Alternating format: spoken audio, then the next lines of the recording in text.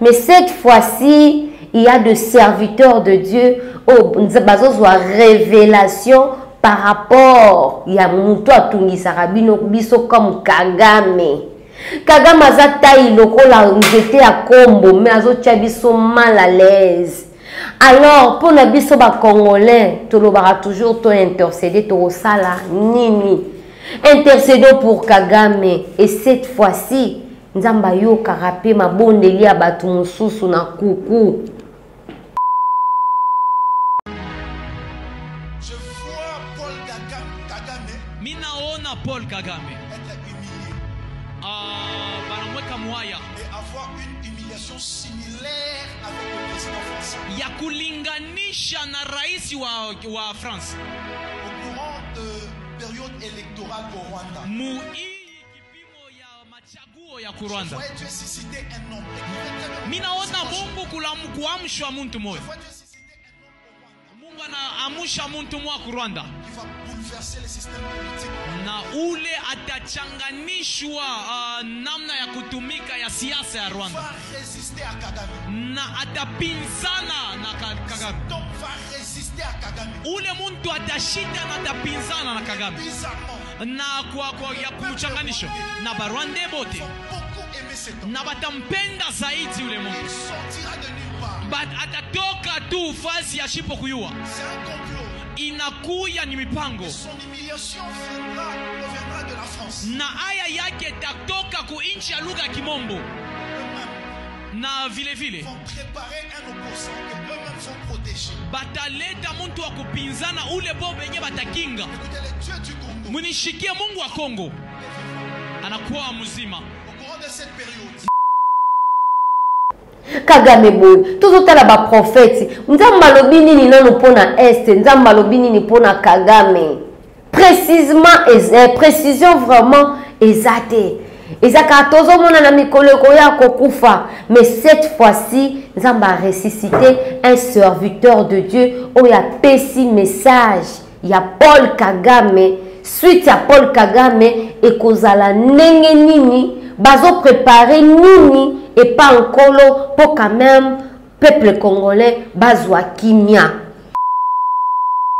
Homme de Dieu de ces nations. L'objectif, c'est qu'on ne soit pas à notre place. Alléluia. Que tu ne sois pas à ta place d'intercesseur. La RDC, je vous l'ai dit, en fait, l'Afrique centrale, c'est le cœur de l'Afrique. Et la RDC en particulier, sera un pays extraordinaire. C'est la zone de redémarrage et de la nouvelle prospérité de l'Afrique. Dieu a suscité, et il y a des gens de la RDC, de grands scientifiques qui sont dans le monde, et qui à un moment donné, ça va se passer dans toute l'Afrique, mais ce côté de la RDC sera particulier. Il va y avoir un retour, une structure sociale, démocratique, qui va se mettre en place, former une nation. Ça, c'est le dessein de Dieu. Ce que je dis, ça s'appelle un projet de Dieu. Amen. Dans les 6 types de réalisation des prophéties, ça c'est un projet. Et les projets prophétiques, nous devons rester à genoux, parce que les projets prophétiques, Satan les combat. Ah, ça je vous dis, Satan combat les desseins, qui sont les projets. Et il veille à ce que des décrets négatifs s'accomplissent. Donc il attaque les desseins. Voilà. Donc on a dit que Dieu va faire venir le sauveur de l'humanité. C'est un plan de Dieu. Satan a tenté de le tuer. Je vous en supplie, homme de Dieu. L'objectif de tous ces scandales qui ont commencé déjà depuis plusieurs années, l'objectif, c'est de vous détourner de votre grande destinée, de la prière, parce que l'Église est la lumière du monde. Depuis Kagame Fandara, Toyokana Nute, Batelemisela et Mutumoro Boye, que Kagame cette fois-ci, le Kanaba vote président Morok Songolo Paralanda Oleka. Mais cette fois-ci, l'on a eu une décision pour Paul Kagame. Parce que Mutumoro a une taille, le quoi la combo, le quoi finit, le quoi mbandia spaghetti. Mais azotia batu mal à l'aise, le quoi ngusu na poswa mutu. Toye bate tokosala ndeni est. Mais cette fois-ci, nous avons une décision. Maison Kati, eza ya bana ya Congo. Maison Kati, eza ya bana ya Congo. Maison Kati do, eza ya bana ya Congo do. Maison Kati do, eza ya ya bana ya Congo don toza na ba produit belé eza nango naturel mwamba papa wana makasi ya ba papa tanga bio sukisa pomade élargissante pona ba papa pirito voir clair FD purge ba produit ya maison Kati yango wana ekanga Maison Kati amemeli biso ba produit naturel ya bien oyo ko traiter nzoto na biso malamu mingi koleka. Plus de détails kende na Kintuka Pêcheur avenue Maindombe numéro 99 référence Carrie Grèce.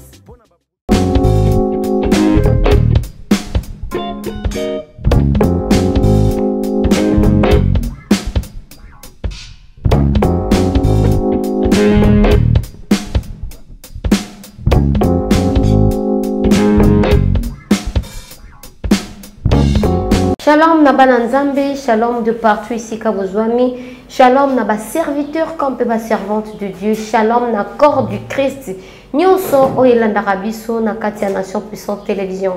Merci Naba oyoba s'abonner Naba oba s'abonner te, vous s'abonner massivement, brutalement na Katia chaîne Abisso Nation Puissante Télévision. Tango na lobara shalom sectoyen na casquette ya Bonzambe. Tant que le shalom c'est que tu na émission na bino oyo ebele bazela kabalanda kabayoka le monde dans l'église le monde dans l'église na biso tolobelara ezarate parce que biso toza spécial ce n'est pas parce que biso toza bassin non biso nyoso lorsque toza na se amoy oyo toza basumu ki tosumu kaka tantôt d'une manière tantôt d'une autre parce que toza na kati ya se amoy voilà. Le monde dans l'église, juste pour nous éveiller la conscience, il y a des nzambe, il y a des serviteurs de Dieu, mingi bato ba vivre kana kati ya ignorance. Parce que mutu azo vivre na kati ya ignorance, aza déjà mokufi, tokoki ko ignorer te. Façon makambo ndenge mokili ezokendele bato mosusu basengi babinzambe ayakaka. Parce que oyo tozomona ekomi koleka. Vraiment, yango toyaka na émission na biso ya le monde de l'église, kolobela comportement ya basala nzambe, kolobela ba désordre oyo zoleka na kati ya litonga ya bana nzambe, na ba pasteur comme pe na ba prophète. Mais le monde dans l'église ya lelo, eza vraiment à féliciter parce que eza ba message oyo ezotala mboka Congo. Comme tokolo baki ezo tala Afrique nini oyo nzambe azobongisa projet eza nini na royaume céleste o nzambe azobongisa pona Afrique en tout cas tolelaki mingi to se lamenta ki moi trop par rapport ya ba comportement ya ba prophète ya mankiona nzokande il y a aussi ba prophète ya nzambe o bazana nous dans le vrai. On a nous basangisi nzambe na zelote batika nzambe azala nzambe azala yemoko l'unique Dieu zelo petika na mupandi nango zelo to mona ba prophète belé awa bayara na marambu kilikili mais cette fois-ci en tout cas il y a encore des gens au ba opesa ba message ya malamu pona mboka. Avant de kota na kati ya profondeur ya émission na biso mokola le monde dans l'église na kozanga kopesa bato o basutena ngambo tete parce que la reconnaissance c'est la richesse. Muto azaka reconnaissance na bolamu ya bato na bolamu ya mutu mususu aza vraiment riche parce que reconnaissance ezaka richesse. Muto aza reconnaissance te muto aza reconnaissante aza pauvre en esprit parce que aza ingrat. Voilà. Là, nous allons atterrir dans les États-Unis d'Amérique. Je vois Frank Capender, hein, le génieur très intelligent, toujours un projet à bonheur et non pas à malheur pour sa sœur, bla bla. Hein, Frank Capender. Et là, nous allons dans les États-Unis. Je vois Kashimani, Kashito Dilolo ya Mama Benalemba. Na kati ya États-Unis d'Amérique, toujours, ma parents ya Gigi Junior. Na longwe na atterrir na kati ya Londres.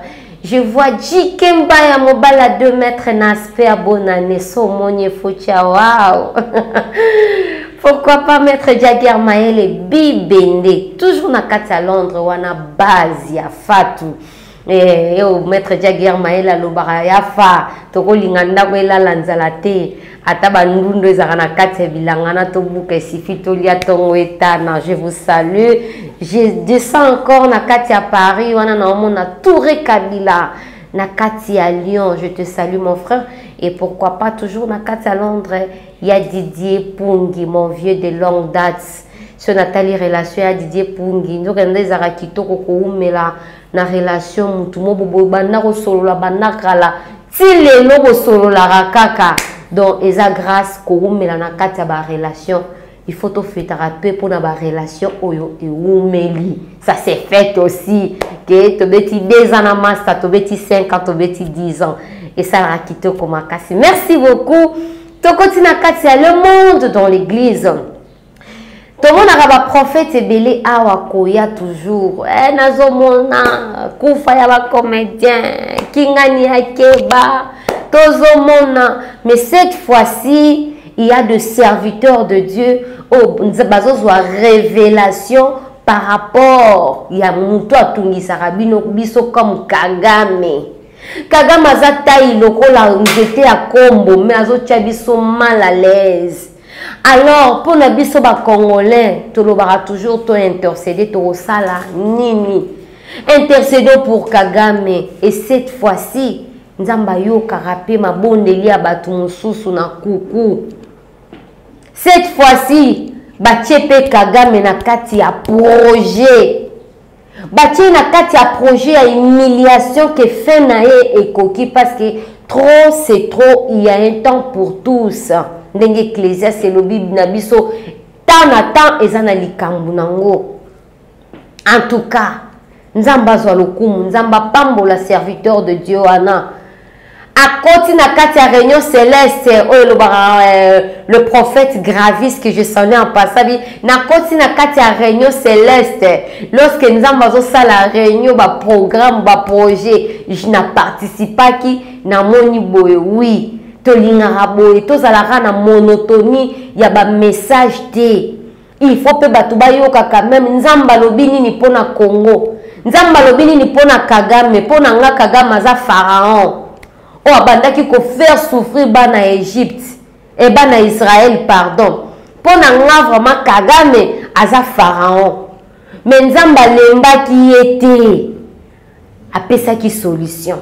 Et c'est la même chose le long a sepeli tant on a talipe na yoki message ya Kagame de la part de Dieu.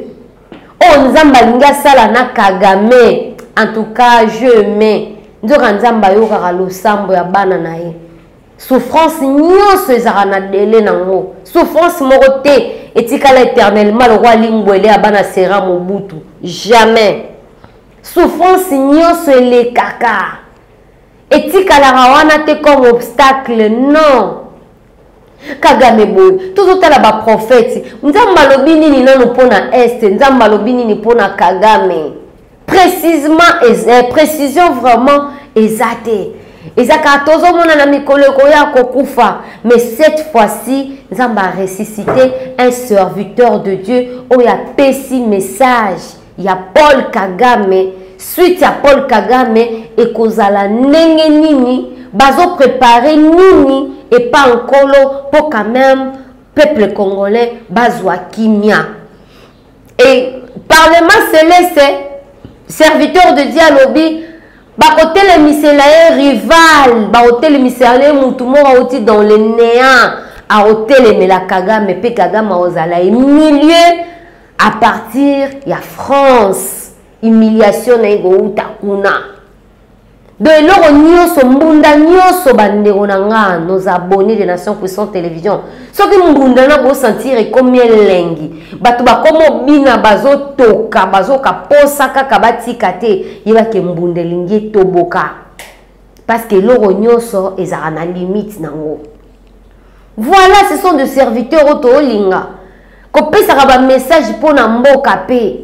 Parce que ceux qui m'ont dit que malamu te na yo prophète na biso ba na nzambe na biso nyoso ba prêtre ba nani ba boss tozala na cric. Pourquoi? mboka eza malamu te. Mais photo yo kaka pe mingi le Dieu de l'Éternel par rapport ya mboka Congo. De partout. Depuis Kagame afandara, toyoka nanu te batelemisela ye mutu moko boye. Que Kagame cette fois-ci bazoleka na ba vote président moko songolo paralanda oleka. Mais cette fois-ci, lola ezui décision pour na Paul Kagame. Alors, biso awa tolobara na Nation Puissance Télévision, tozalaka pièce contre pièce, toujours pour na ko certifier ba abonné na biso ya Nation Puissance Télévision. Tozwaka ba information pour na ko partager na bino elongo pour epesa toujours esengo pe bo partager bo liker bo s'abonner na bato mosusu ba s'abonner te boyoka message à serviteur de Dieu oyo maramni nzamba rosala na Kagame et puis ko s'est passé ndenge nini comme ça tozonga na plateau pour te continuer na ba sujet mosusu o tozana ngo vraiment Paul Kagame cette fois-ci nzamba za malamu. C'est parti avec le régie. Je vois Paul Kagame Paul Kagame être humilié et avoir une humiliation similaire avec le président français. Ya kulinganisha na rais wa France Au courant de période électorale au Rwanda. Je voyais Dieu susciter un homme. Minaona Mungu kuamshwa muntu moyo. Je vois Dieu susciter un homme au Rwanda. Mungu anaamusha muntu mwa ku Rwanda. Qui va bouleverser le système politique. Na ule atachanganishwa namna ya kutumika ya siasa ya Rwanda. Va résister à Kagame. Na atapinzana na Kagame. Donc va résister à Kagame. Ule muntu atashinda na atapinzana na Kagame. Bizarrement. Na kwa ya kumchanganisho na Barwande bote. Na batampenda zaidi ule muntu. Il sortira de nulle part. Atatoka tu fasi ya shipo kuyua. C'est un complot. Inakuya ni mipango. Son humiliation proviendra de la France. Na aya yake tatoka ku inchi ya lugha ya Kimombo. Na vile vile Vont préparer un opposant que eux-mêmes vont protéger. bataleta muntu wa kupinzana ule bo benye batakinga. Écoutez, le Dieu du Congo. Munishikie Mungu wa Kongo anakuwa mzima. Au courant de cette période, Voilà, nous sommes de retour dans notre plateau. J'espère que Bolandi, Boyo Kibino Moro, serviteur de Dieu, wana Nenge Azopé sa prophétie. Nenge Azoki révélation, voilà, par rapport à Paul Kagame. Façon oyo nzamba ko humilier Kagame parce que trop c'est trop.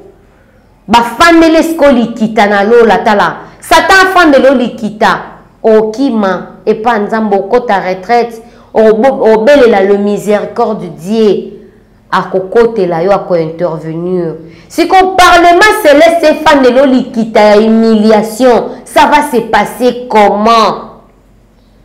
Et que se passé ndenge nini bandeko parce que mutu moko azana taille lokola kombo lokola finite lokola mbandi ya spaghetti mais azotia bato mal à l'aise lokola ngusu na poso ya mutu toyeba te tokosala nde nini este mais cette fois-ci nzambe azwi décision eza na kati ya projet ya nzambe ke Kagame fo azala humilié bacongolais. En tout cas, Mukolo Kagame ozala humilié et ozala feti makasi. To mona ka batu bakufara, batu basali matanga. Mais biso mukoto oyoka ange de la mort wana aoya ko longola esprit ya Kagame na nzoto. En tout cas, ngana osala feti. Na osala vraiment feti, basala ka feti na matanga mutu te mais ye penza na osala feti makasi. Na olia biloko ebele pi na omela. Non, mais la masangate, mais non, mais la sucré. Pour la langue. Vraiment, ils ont boui. Basa la nzambe belé à bamakionise. Bazo kotia mbouteillage na ba confusion. Ouais, tomoni ekenda kezongi. Tomoni comédien, musicien, nani. Mais cette fois-ci, serviteur de Dieu Oyo a eu message pour Paul Kagame et que c'est passé nenge nini. Alors, message oyo, eza pona bisonyo soba congolais, eza pona corps du Christ, eza pona église de Dieu, Le col qui message oyo ba pesi pona Paul Kagame et c'est le moment ko tia on intercession. Déjà le quoi rappel bozaka kawana nzambe tinzamba quoi conclure et ça sujet de prière na ba abonné na biso nyo sa nation puissante télévision ba oyo bandimela Jésus-Christ comme Seigneur et Sauveur ya quoi applaudir pe ko yebisa déjà nzambe merci zwa lokumu parce que l'ainsi dit de l'Éternel bazapaka ngote et les karaté ata umeli et que ça conclure parce que yemoko azali loba yemoko aza parole. Voilà. Tozana katia le monde dans l'église toujours n'a pas message où ça qui toujours elengi et ça qui toujours kitoko ba message toujours pour na mboka nengeni nzambe azobeta cette fois-ci tout na ba africain roulage wana pesa kimia azoya toujours ko pesa kimia na kati ya mboka Congo ba prophète boyo karape soni ya mankiuna tango baninga bazozwa message moko oyo eza bio message ba repassa balongola chiffonné message moko eza propre boyo karape soni bo envie rape kozwa message moko rare de la part de Dieu. Le bélanon ba mankioniste vidéo on va balancer et ça la mankioniste moko soni à se repentir que on envie pe message au makasi eza bien fallait tangana zwango mais c'est séparé na diable pose un message à bien yo kenda na braza au somba troisième œil et où tu coûtes pas nzambete diable blazo peso babilo moko ya buzoba na buzoba o eko humilier yo bazo peso ba prophétie moko stérile les o abouture te parce que message à solo et ça lorsque nzamba pesi et s'accomplir et ont la puissance et accomplissement.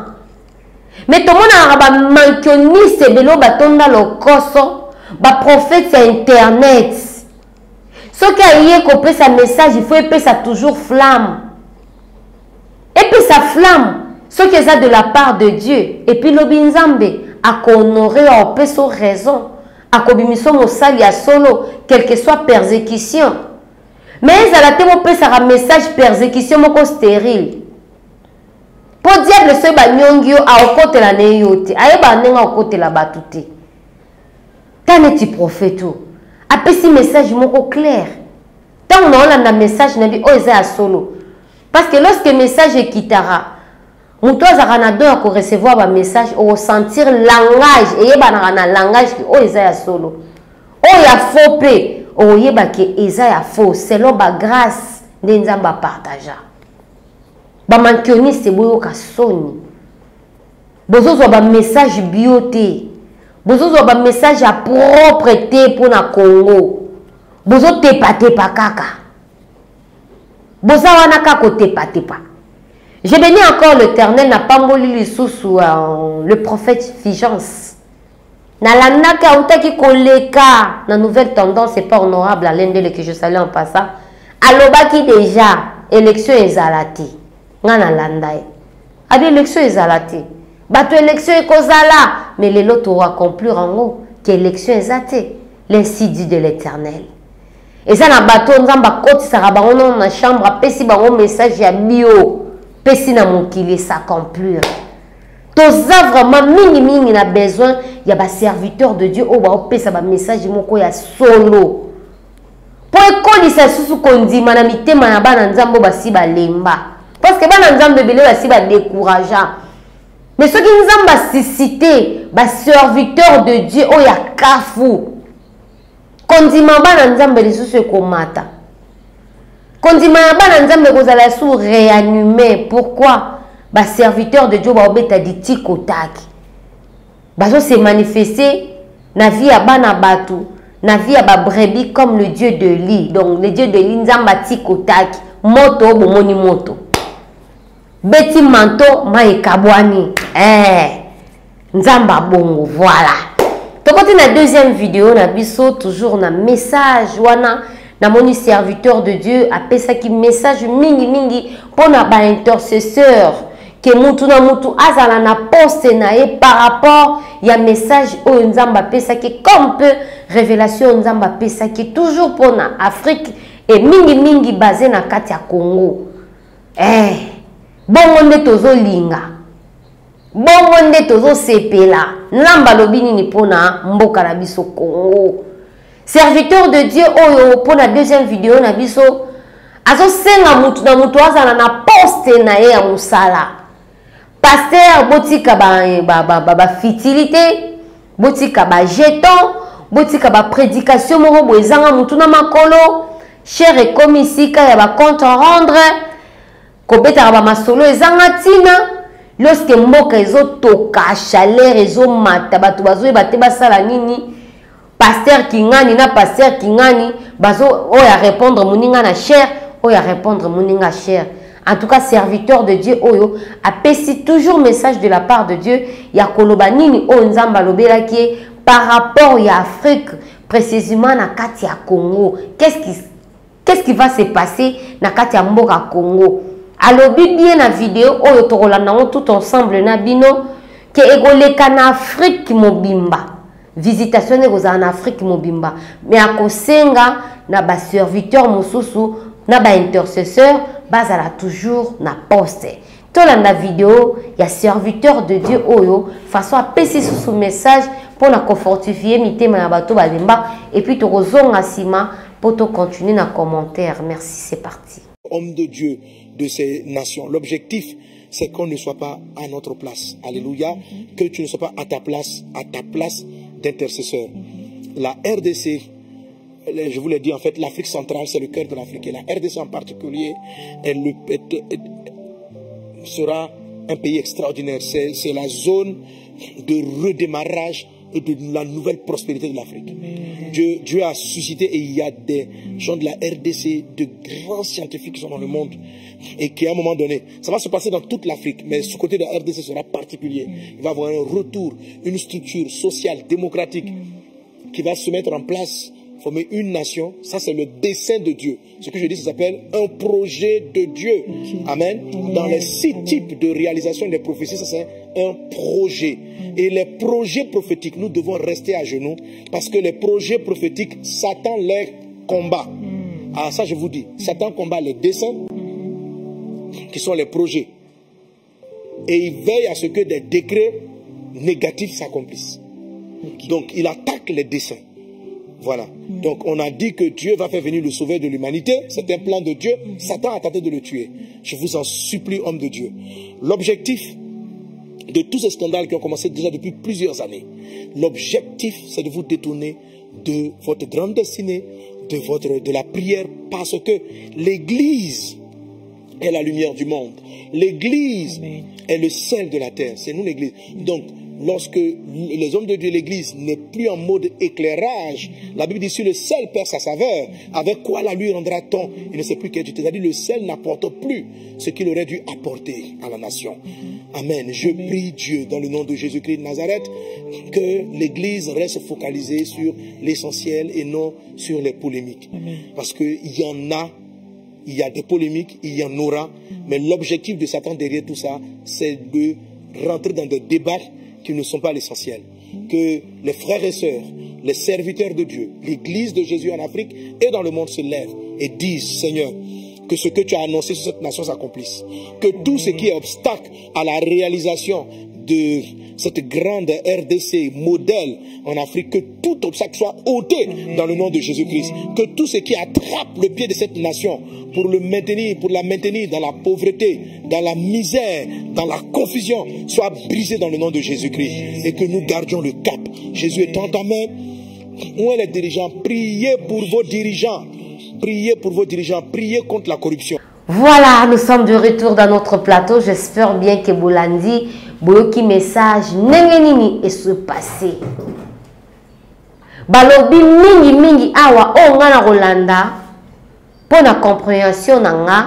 Azo pesa mingi message na église ya Nzambe.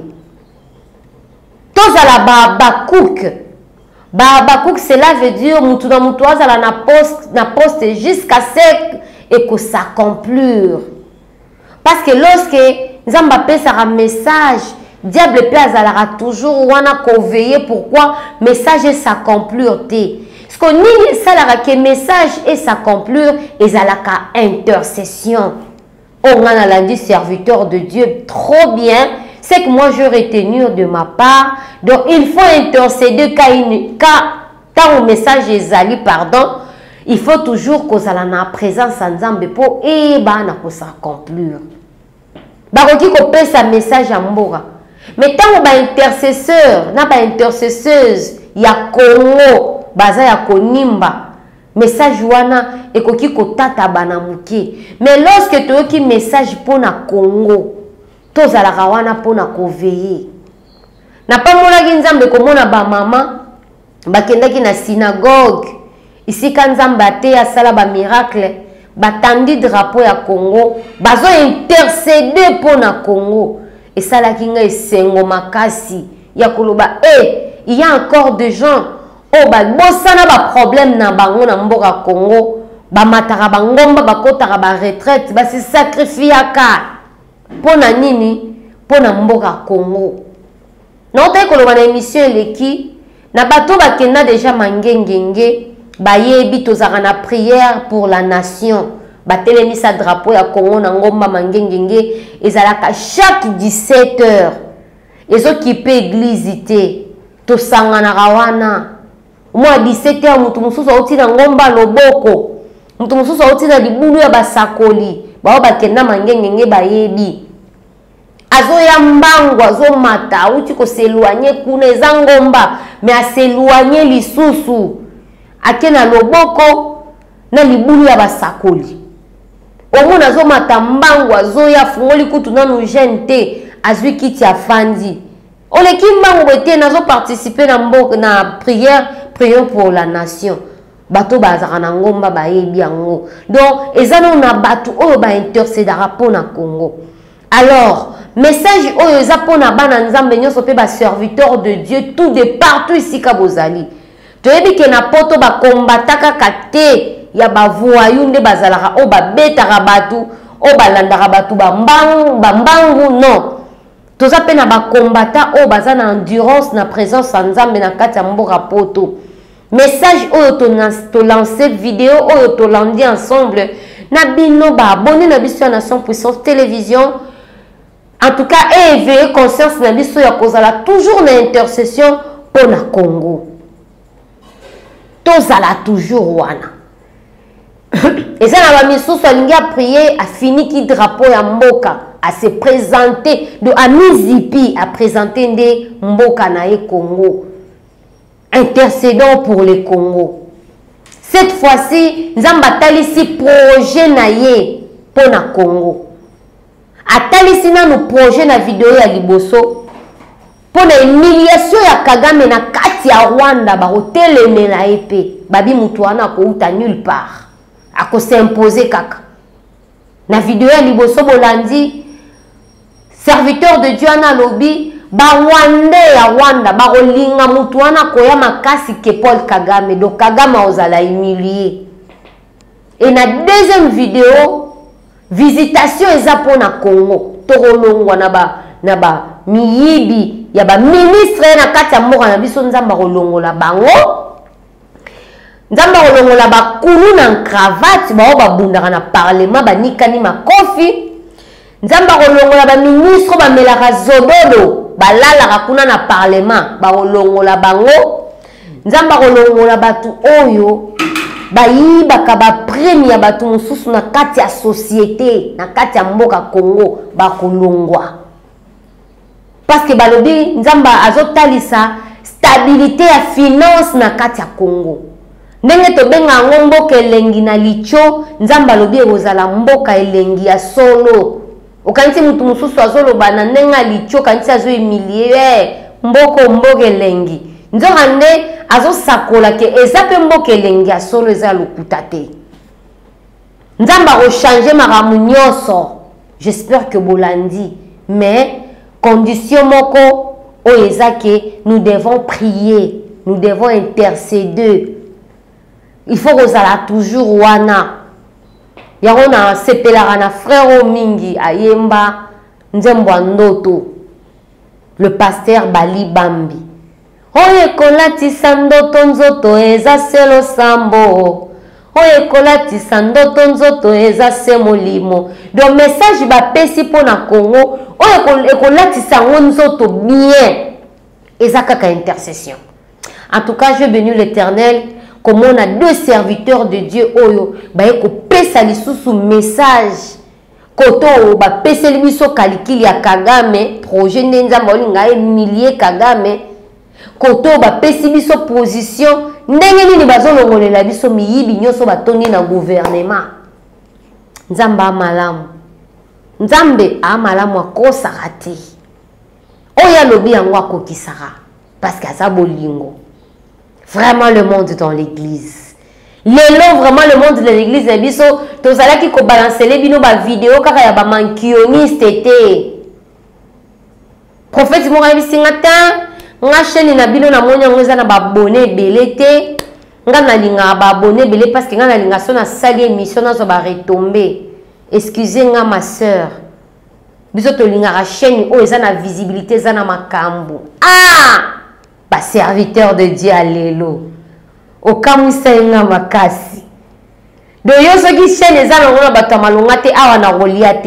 Do ça prouve que au salela na onzambe te, au salela libumu no. Ozo mukaba kodi nano zano na intérêt ya yo moko intérêt ya nzambe zate. Mais je venu l'Éternel, papa na biso apesi message, alobi bakolongola stabilité koya. Ya makambu tout et ko s'imposer. Et na mikolo to utaki koleka, toujours na émission Le Monde dans l'église, na balancer la kibino vidéo ya petite fillette o azaki na ba 7 ans entre 8 ans. Neni nazwaki révélation na ndoto pona Congo. Nini nzamba yebisaki ye pona Congo. J'espère que bolanda toujours na Nation Puissante Télévision. Neni nzamba transforma ki drapeau ya Congo. Ezalaki na makila et puis a baloli yango et komi pembe. Donc Nzamba va se manifester na Congo comme le Dieu de paix. Et puis Nzamba va se manifester na paix, je vous dis, et ezala somme. Na solola na batwe belé na libanda mboka. Mora fatu biso tozoya na biso Kinshasa poto tolembi. Donc nazozonga na message ya koloka ke batu bakouta ba mboka na ba mboka bakoya ko se réfugier na kati ya Congo, RDC, parce que Gozala, lieu de refuge. Ah, nous avons changé le téléphone, nous avons un message wana et ça m'a depuis 2017. Nous avons un message wana na téléphone. Nous avons la Congo est un lieu de refuge. Et les gens na yo karana solo la mingi mingi na bato poto. Oka poto on a sina lembi nanga. Nazo tonga banda kunanga nazo ko s'installer. Maman Patricia na Londres kuna mafa to kangana bisoka bisaka to ya kofana na kati ya Congo osolola na jikemba ya boy a mafa ngana otonga na na lingina na nga ofanda na kini ngabi o na solola na jikemba ya boy o te na solola na maître Jage Mael na oya na kati ya Congo donc na sentir que on nzamba lobaki et que sans conclure pour na Congo. Le monde dans l'église. Le monde dans l'église n'a pas retenir message ni pardon. Tous toujours na intercession. Nenzamba sali projet ya ko humilier Kagame. Ya ko telemisela e benele na kati ya mboka ni Rwanda to intercéder. To tongola déjà nzambe to pesaka déjà mingi nzambe merci par rapport ya projet céleste wana. Table ronde, ba family Kagame table ronde. Et Nzamba révélé na basali na e o bazana no bio. To remercier sous Nzamba Nzamba ko stabiliser mboka na biso Congo. O eza musala ya ba intercesseuse na ba intercesseur. Na deuxième vidéo boyo ki bien message à musala Nzambe bolanda ngo bien abonné na biso, bo partager, bo commenter, bo glorifier Nzambe parce que cette fois-ci mboka Congo ezozonga kini la belle ndenge batangaka ngo kala na banzembo. Voilà. Le monde dans l'église na biso alelo pona ngai salinga sentiment tozala ki ora pona koyoka mutema paste pona ba mankioniste tozalaki wana kosepela pona ba message oyo nzambe apesi pe na ba projet oyo ezo se passer na kati ya nkuku nzambe apesi yango na poisa na ba serviteur na ye pesa message pour na Congo. En tout cas, je bénis l'Éternel. Intercédons pour ça. To veiller, to intercéder. Na ebiki ekolata nzoto. Merci beaucoup. Nous sommes à la fin de notre mission. C'était le monde dans l'église qui s'était présenté par Maman Espérance Fatou. Maman Fa. Ça m'arrange toujours. En tout cas, abonnez-vous massivement. Partagez, likez et aimez. Ça me fera vraiment du bien. Ndeso kinza mazongiti. Tokute na prochain numéro. Bye. Maison Kati, eza ya bana ya Congo. Maison Kati, eza ya bana ya Congo. Maison Kati don, eza ya bana ya Congo don. Maison Kati don, eza ya bana ya Congo don. Tozana ba projet belé, eza nango naturel. Mwamba papa, wana makasi ya ba papa e. Tanga bio, isuki sa e pommade élargissante. Pona ba papa e. Pirito, voir clair. FD Purge ba produit ya Maison Kati yango wana e kanga. Maison Kati a memeli biso ba produit naturel ya bien oyo ko traiter nzoto na biso malamu mingi koleka. Plus de détails, kende na Kintuka Pêcheur, avenue Maindombe numéro 99. Référence Carrie Grèce.